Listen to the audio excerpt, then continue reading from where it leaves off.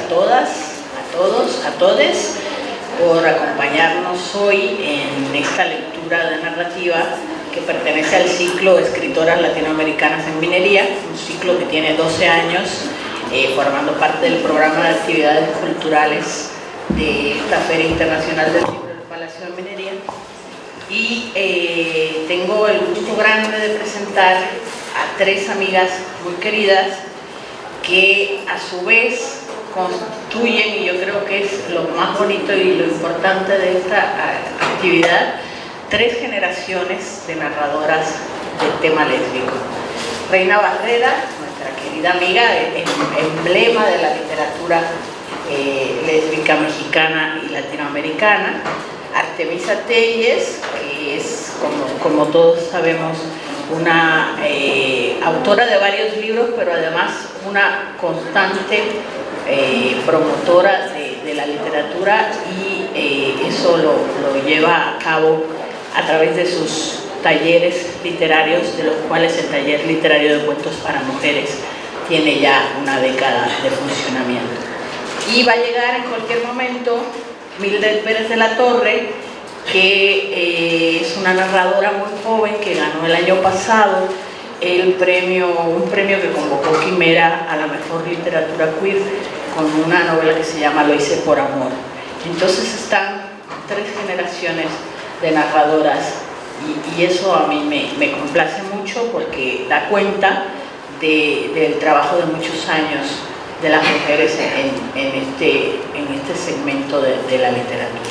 Muchas gracias por estar aquí y disfruten la lectura.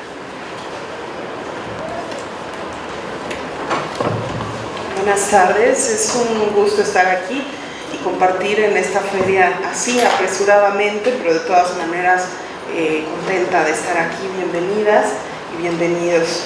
El cuento que voy a leer se llama Ve Beatriz y espero poderlo terminar, pero si no, bueno, leeré un fragmento. Ve Beatriz. Mi cocha floreada es una raída, vieja y malhavada imitación de toalla psicodélica. Mi mamá me la dio en alguna ocasión que no recuerdo después de que me mudé a este departamento. Las flores parecen manchones con una bola pintada en el centro. Es blanca y a pesar de eso ya se ve un poco amarilla. Desperté y me quedé mirándola mucho tiempo. Es fea, pensé, y aunque quería hacerme la dormida, sabía que los nervios me matarían si me quedaba en la cama. Me levanté.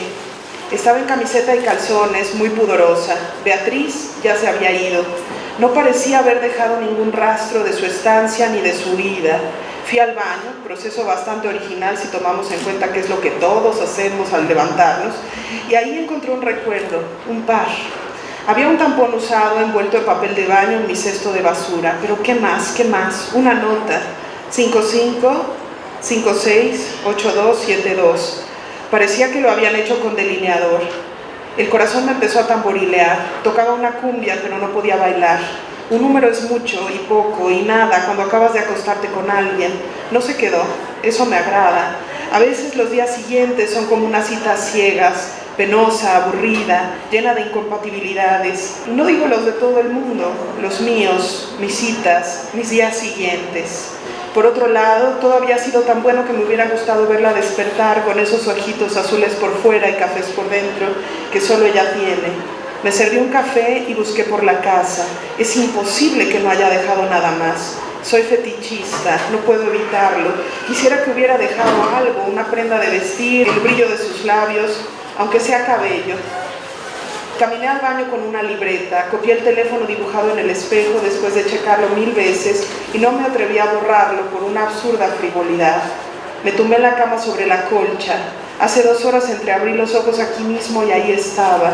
Tenía una sábana encima y su pelo corto, revuelto. Bajo su séptima cervical había tatuada una tortuga de mar y sus omóplatos eran 2 alas pequeñas que no podían abrirse. Miraba su nombre, escrito con mi letrota cuadrada en la B de mi agenda. Quisiera que pasaran los días para poder hablarle sin verme demasiado urgida. 2. Hace 2 años que no la veía y aunque nunca cambia, casi no la reconocí. Estaba con una chava bonita y bastante mamona que a ella le parecía todo un amor. Nos presentó Diana, Emilia, Diana, y nos dijimos mucho gusto, pero no teníamos ninguno en realidad. Hace años que no te veo, mujer, no te reconocí. Se rió y se puso a hablar sonriendo mucho como acostumbra cuando hay niñas bonitas alrededor. Me preguntó por qué andaba sola y que Amanda tenía pareja solo 5 meses de su separación. Rió otra vez. Siempre fue buena para ligar. Traía el pelo corto y un arete entre la boca y la barbilla. Estaba flaca, se había hecho mechones, parecía otra mejor. Deliberadamente introduje que también estaba sola. ¿Terminaste con Miriam? Sí, hace 1 año y medio. Quise sonar seductora, pero más bien me escuché patética. La chavita con la que iba se puso a bailar otra y la miraba con enojo infinito. Beatriz siguió la plática. Después empezaron las disculpas, los pretextos. No te había hablado porque me fui a Chile. ¿Supiste? Sí. Estuviste haciendo una maestría, ¿no? Tenemos que tomarnos un café. Me cuentas toda tu vida. La fiesta ya no parecía tan entretenida. Se despidió. Estábamos calientes y no podíamos esperar para irnos a casa. 3. Si los hombres solo quieren sexo, es porque son mujeres. Nunca había sentido tanta desesperación por llegar. No podía hablarle de nada. Quiero. Ella me miró y me dio un beso. Nos habíamos besado ya una vez, el 18 de diciembre pero nunca pudimos hablarlo ni repetirlo. La casa estaba hecho un desastre. Quisimos fingir que todavía queríamos café, pero el agua se consumió en la olla. Su pelo se ensortijaba en mis dedos, los suyos entraron en mí. 4. Casi tuve un orgasmo al recordarla. Ya no quería pensar más ni en su sonrisa ni en su pelo. Hacía apenas 1 hora que me había levantado. Me di vuelta en la cama y me dormí de nuevo. 5. Bajo la colcha de flores, con los ojos abiertos, sentía una palpitación espantosa. No tenía idea de si quería llamarle tan pronto, si podría resistir. A esa hora ya me había imaginado ir a tomar un café al Parnaso. La tarde estaría fría. Tal vez ella conservaba una de las bufandas que les regalé a ella llamando en una Navidad. Llegaría con ella puesta, un abrigo largo como los que usa, unas botas muy gastadas. Vaya, parezco quinceañera. Dios mío, tengo más de 30 años. No me atrevo siquiera a levantar el teléfono. ¿Y si le mando flores? Sí, pareceré una loca, stalker, bien gringa, el amor perfecto de Scream. A lo mejor le gustaría. Dicen que escribe poemas. Bueno, ahí lo voy a dejar para que pase.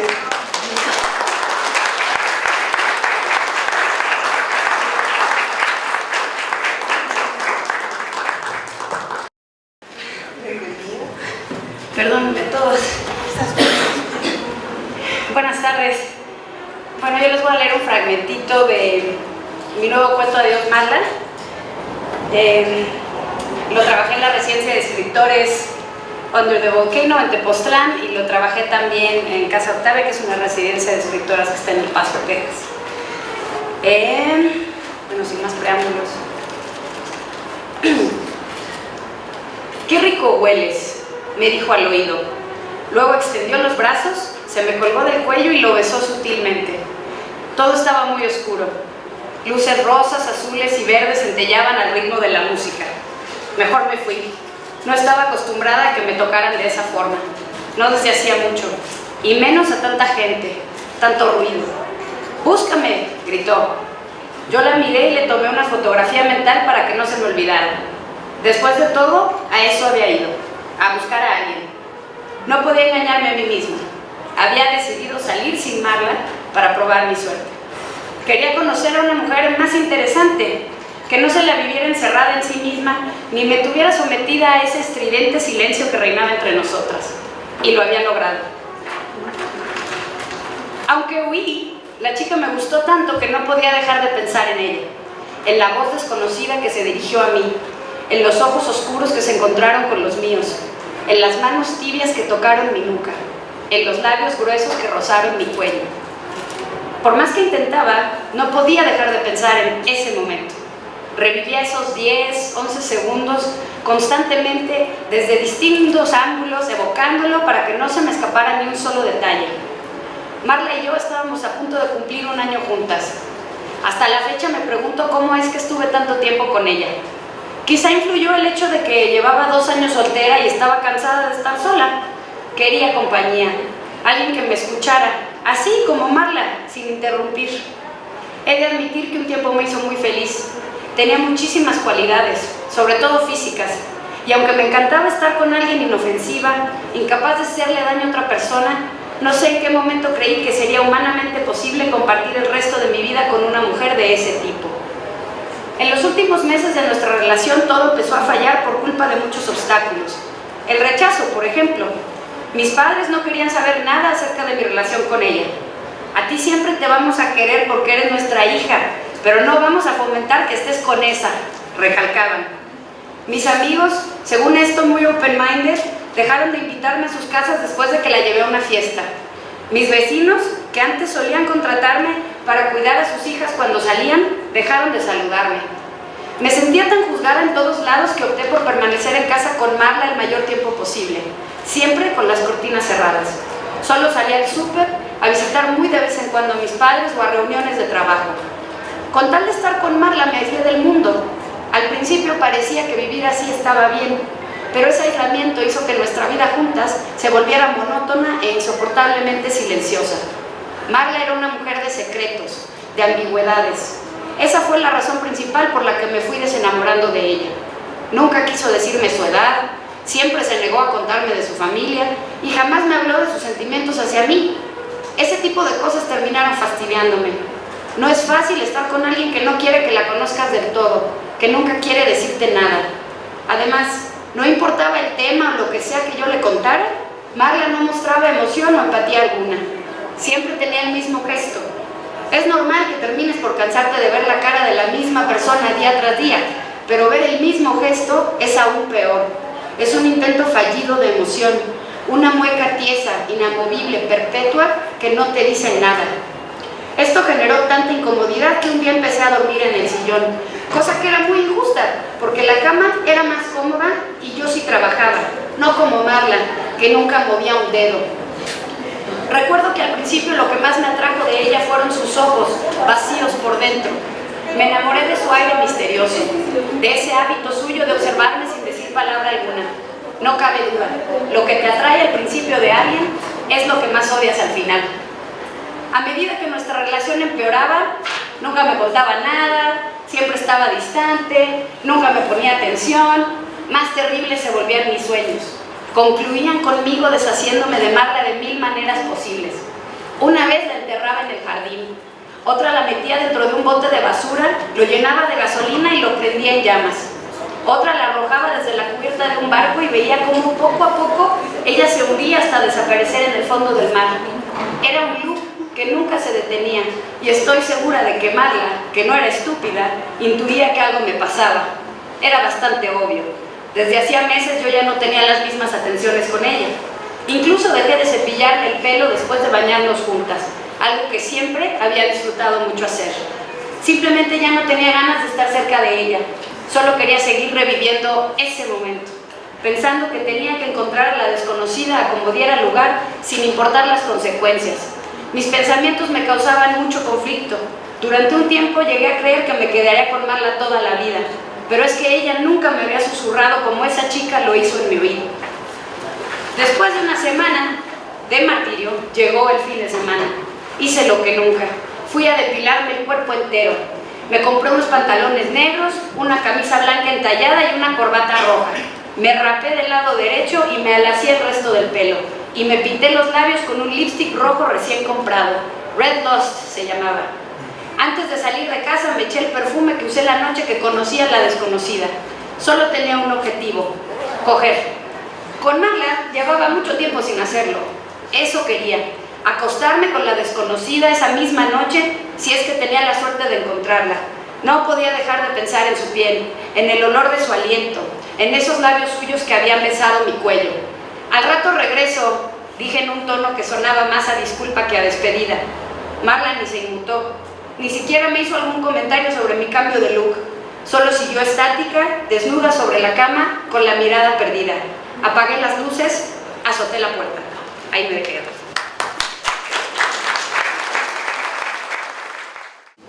No crean, a mí me da pena, yo soy una persona muy seria y me da pena leer. Cuando uno lee lo que escribió, se enfrenta a otra persona, no a uno mismo, y dice uno, pero ¿quién escribió esto? ¿Pero qué pensó? ¿Pero qué barbaridad? ¿Pero qué cosa? Y prefiero mejor cuando escribo no volverlo a leer, pero aquí mis amigas insisten Y pues bueno, yo les concedo la razón y aquí voy. Se llama La Güera Veneno. No podía aclarar los acontecimientos en mi mente. Aquella mañana de domingo me distraía viendo comer el pequeño pajarillo picoteando los racimos de frutillas rojas. El sol alardeaba del sudor a todo volumen, pero yo seguía tratando de recomponerme, de transponer, de recomponer los hechos, sí, los de anoche, cuando Lucy llegó ya bastante tarde, sin hacer ruido, y se deslizó así de fácil como una corriente de aire imperceptible debajo de mis cobijas en mi cama. Esa camita individual en la que dormíamos todas. Ninguna parece haberse dado cuenta de la intromisión de Lucy. Ella simplemente entró sin hacer ruido, ya que la luz central estaba apagada y ninguna lámpara devoró. Solo el resplandor de la luna alumbraba el pasillo. Nuestra habitación permanecía cerrada durante la noche, pero no con pasador. Su llegada me despertó apenas. Ella me puso la mano sobre la boca. Esto ya había sucedido antes, pero no de esta manera tan intempestiva. La ocasión anterior pretextó que teníamos una plática íntima que no terminaba. Nos secreteábamos y reíamos tratando de no hacer ruido, mientras las otras, sin tomarnos en cuenta, se disponían a dormir. Ellas, mis compañeras de cuarto, iban y venían del baño, en camisón o pijama, con su batería de frascos, de cremas, lociones, pasta de dientes, cepillos y toallas. Otras se ponían tubos en el cabello, arreglaban su ropa, mientras que mi vecina de al lado usaba la secadora de pelo para secar una blusa que planchaba al mismo tiempo. Entonces, la güera y yo nos entrelazábamos en pláticas íntimas. Pero anoche fue otra cosa. Sentí sus piernas desnudas. Traía un baby doll y un aroma salvaje que me conmovía hasta los huesos. Abajo no había nada, excepto sus hermosos senos suaves y tibios como todo su cuerpo. Se apretó a mí, dejándome respirar apenas, hasta asegurarse de que no abriría la boca, porque de inmediato me besó y fue un momento más asfixiante aún. Mi respiración era muy agitada. No sabía si por haber estado amordazada por sus labios o por temor. La preocupación de que alguna durmiente se fuera a dar cuenta. En ese salón porfiriano dormíamos 5 jóvenes quinceañeras. El mobiliario se multiplicaba por 5 camas, roperos, espejos, sillas, mesita de noche, lámparas, 5 respiraciones de vírgenes inconscientes, soñando con un príncipe azul. ¿Qué podía hacer? Aquello era como haber subido a la rueda de la fortuna sin pagar boleto.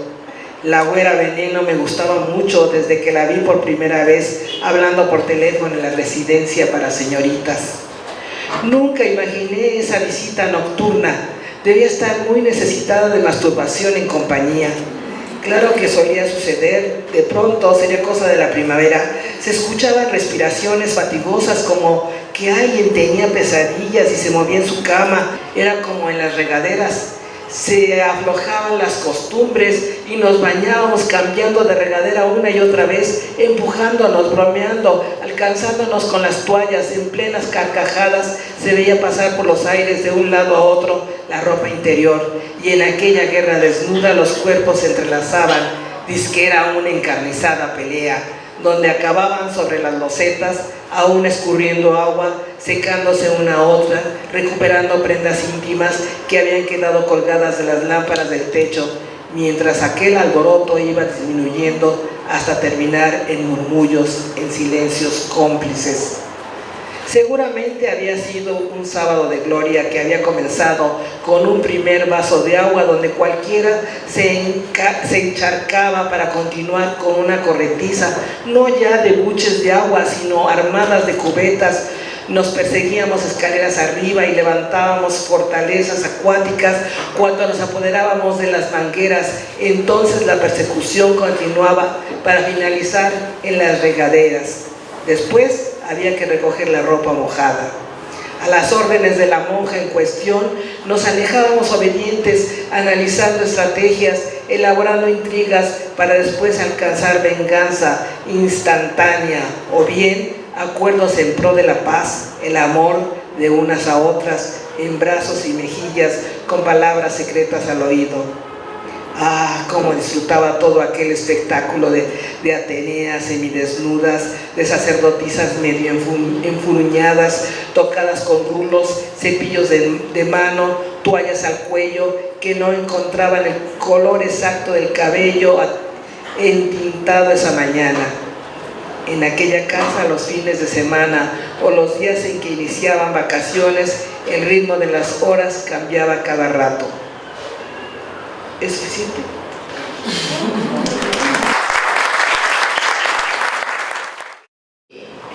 Para ustedes, el momento de enfrentarse a la escritura, que es un momento fundamental, porque si no, no hubiera lo que tenemos después.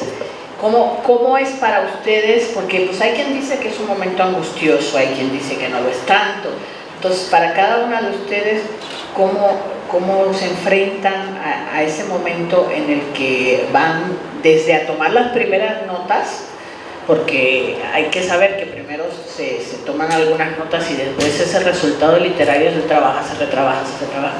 Desde ese primer momento que a veces concebimos como hasta como un flachazo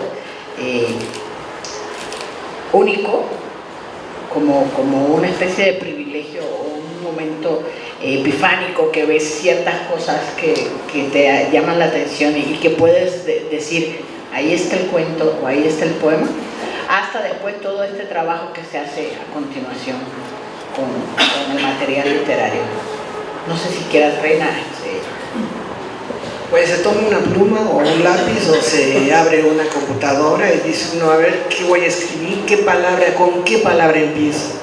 Y la búsqueda de las palabras es una locura, es como la Segunda Guerra Mundial, donde ve pasar uno miles de aviones y uno no sabe cuál detener, o ver a cientos de personas y no sabe uno a cuál saludar.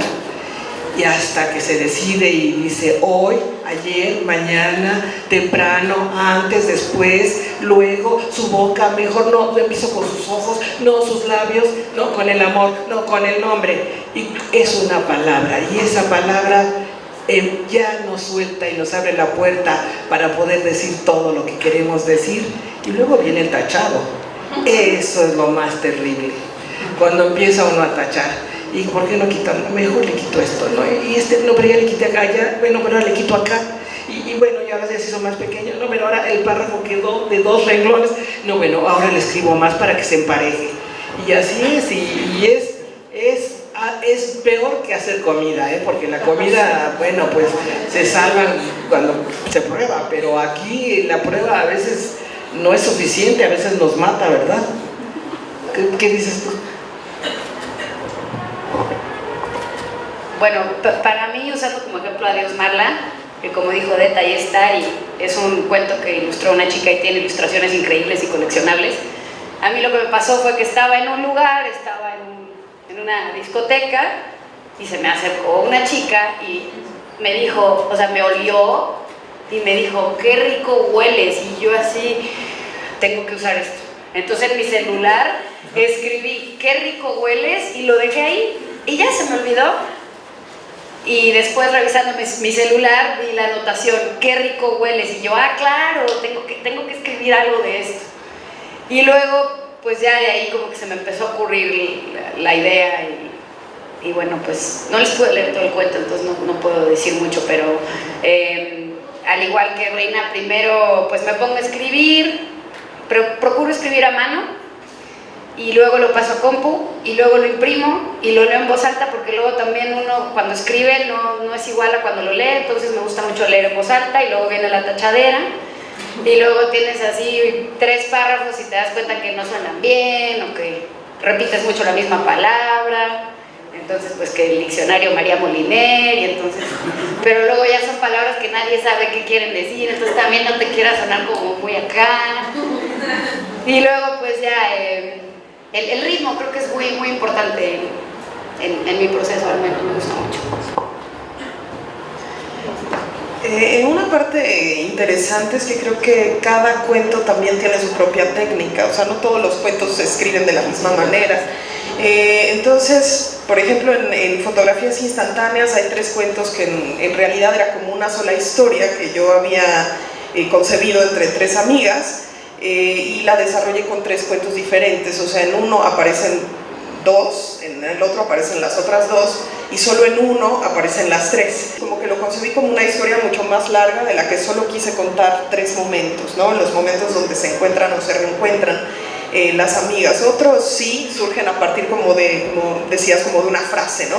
Se viene y dice uno, bueno, aquí hay algo, y es más bien como ir jalando un hilo porque realmente no sabes para dónde va, ¿no? Y otro sí es cuando tienes como lo que prototípicamente se dice, ¿no? Tienes un personaje y un final, y entonces ya desarrollas el cuento, pero no hay fórmula, sino que también el cuento va pidiendo una manera de ser construido, ¿no? Y de ser leído, porque también cuando se lee en voz alta, al menos yo siempre le cambio a los cuentos algo, ¿no? La velocidad, la entonación, a veces me confundo en el nombre, o sea, no son confusiones, sino que el cuento, cada vez que lo tocas, ¿no? Ya decía Cortázar que es una alimaña, tiene vida propia y te va haciendo reaccionar, ¿no? Y esa es la belleza para quienes nos gusta hacer esto. Sí, esas descripciones me gustan mucho porque pareciera coincidir en el caso de las 4, pues, que nos dejamos llevar un poco por esa corriente que a veces es el cuento en sí mismo o a veces son los personajes. Yo a veces digo que ellas quisieron hacer eso, o sea, yo no tenía previsto que ese fuera su destino, pero ellas quisieron hacerlo y uno se deja llevar. Y creo que eso es importante, y les pregunto, ¿hasta qué punto se dejan llevar o se ponen límites en el caso de esa idea preliminar, original, de ese primer momento en el que ese primer acercamiento a esa historia, a esos personajes, ese cuento, que hay esa primera imagen y después al final pues ya sabemos que eso tiene un proceso largo y que, o no tan largo, dependiendo también del cuento y de lo que exige cada uno, pero ¿qué tanto se ponen límites ustedes o se dejan llevar?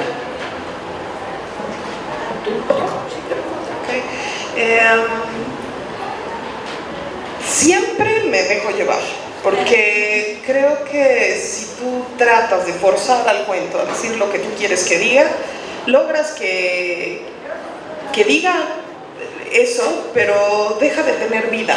Eso es como matarlo un poco, ¿no?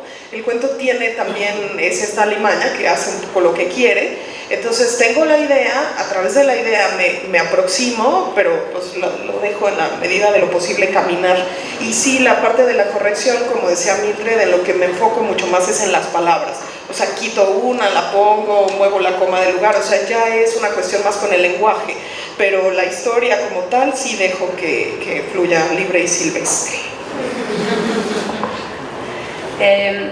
Ahorita que fue la imagen y dejarlo fluir, a veces yo siento que las mismas historias y los mismos personajes te obligan a decir algo que tú no quieres decir, pero que ellos como que eres como el medium. Ajá. Y entonces lo dices. También hay otro libro donde hay un cuento mío que se llama Scumrise.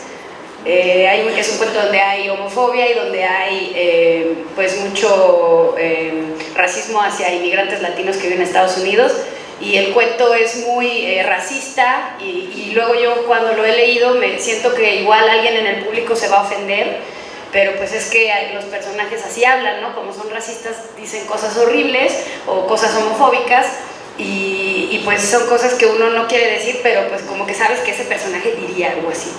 Entonces, como que a veces, aunque quieras no dejar que la historia diga lo que tiene que decir, pues ni modo, tienes que rendirte y y pues dejar que fluya, ¿no? Eso. El problema con los personajes y lo que uno escribe es algo como pasar muchos abismos y andar de Tarzán sin serlo. Y digo, a veces escribo algo y digo, yo escribí esto, pero si yo nunca lo he visto, ni lo he hecho, ni mucho menos. Tengo un cuento que dice que en un estacionamiento están dos cogiendo y llega otro y le hace guauis. Y yo, ¿pero qué es eso? ¿Pero de dónde? Yo pensé que eso había pasado. Pues no, imposible. Soy una señorita universitaria. Pues no sé cómo fue. Artemisa, ¿cierto? Me la ven así, muy calladita y muy jovencita ella, muy delicada y muy cuidadosa y de lenguaje. Ella me enseñó a ver, rápido escribe algo casi pornográfico, perverso, sexual. Bueno, pues como qué cosa, pues no sabía yo, jamás se me había ocurrido. En un estacionamiento, dos que estuvieran haciendo el amor y eran dos hombres, y luego llega uno y no se sabe si es hombre, mujer, burro, quimera, y sal de planta ahí. ¡Qué barbaridad! ¿No? Pues mira, ese cuento es y va a ser de los emblemáticos de lo queer, porque a veces pasa eso, que uno no se propone ciertas cosas y el cuento te lleva hacia ahí. Y ese cuento va a ser emblemático de lo queer en la cuentística mexicana. Anoten que se los estoy diciendo el día 24 de, ¿qué es este mes? Febrero del 18 a las 2:40. Yo quería decir algo, porque tal vez está un poco fuera de contexto. Yo no perseguía a Reina por la vida para que ella escribiera eso. Ella es alumna de mi taller, y en el taller yo les pedí que escribieran pornografía. No era así, en la vida yo le hablaba y le decía, escríbelo. Gracias. Bueno, aclarado el punto, si ustedes no tienen algo que preguntar, que comentar, ándale, macha, adelante. Yo quería, a propósito del título de la mesa de hoy, que nos dijeran por qué consideran ustedes que es importante narrar o transgresor, inclusive narrar el goce lésbico desde su experiencia como escritoras. Mírate, después se caracteriza que te provocan. Creo que el goce lésbico es la parte, desde mi punto de vista, más importante, porque eso es lo que está prohibido. O sea, no está prohibido ser lesbiana. Lo que está prohibido es pasársela bien siendo lesbiana. No está prohibido tener sexo, lo que está prohibido es tener buen sexo, ¿no?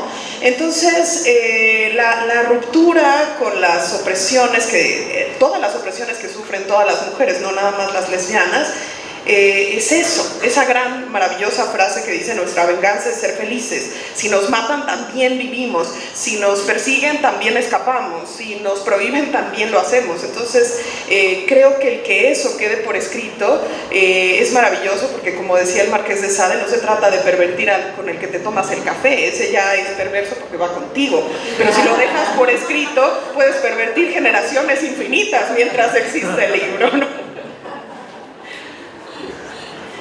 ¿Por qué es importante? Yo les confieso que me ha costado mucho trabajo escribir sobre el goce lésbico. Lo hice por amor, mi novela que también está ahí, era un concurso de novela de amor y erotismo, y a mí me costaba mucho trabajo escribir las partes sexuales, porque pensaba, mi papá, que aquí está, pensaba, mi papá lo va a leer. Entonces me costaba mucho, pero bueno, pues es algo que existe, que es una realidad, que es un tabú aún para muchos, y bueno, pues creo que nada más es como algo, como cuando hay una escena, digo, Murakami en sus libros, o sea, está todo lleno de sexo, se la pasa masturbándose y cogiendo los personajes. Entonces, pues creo que nada más es como ser parte de estas historias, porque pues ni modo de que no cojan, ¿no? O sea, claro que lo hacen. Entonces nada más es cuestión de, también, ¿no? Uno ya no puede creer que no existe, ¿no? Hace muchos años era considerada la homosexualidad una enfermedad mental, ahora ya es legal el matrimonio igualitario, Entonces, bueno, así como ya se sabe, ya no es tabú y podemos ver a las parejas en la calle, pues también es obvio que las parejas tienen relaciones sexuales y tienen orgías y tienen todo tipo de cosas. Yo nunca lo he hecho, pero dice Reina. Ustedes ya lo practican. Doña Reina, con todo respeto para con usted, después del cuento que usted leyó, con mi esposa, quiero decirle que ojalá yo hubiera sido la güera bebé.